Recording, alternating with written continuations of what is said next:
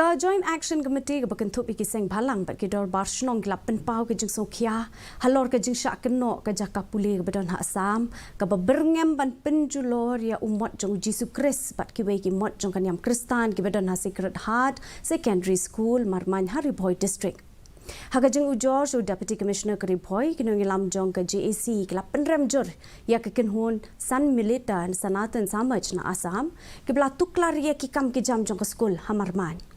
Kilakan turu ia ki pulit ke distrik ban pelong ke jing tokit ke babenia persya kinong yalam jong ke Karbi Traditional Faith Association bat ban le AA persya iki.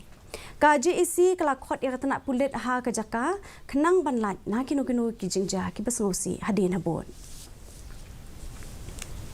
Niwan hang ni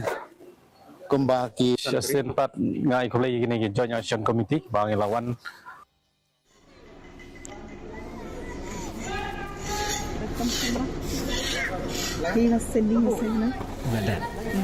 Hadin bengilawatnya yang ada Jingshah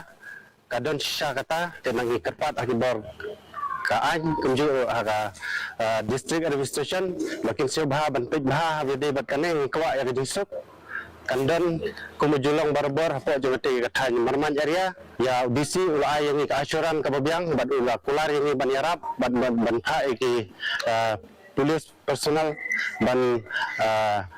investigate habis dia bertanya kam ban wakular ban iki kulit katanya Ha Bangladesh kumba sa pulai mut ki brio ki layam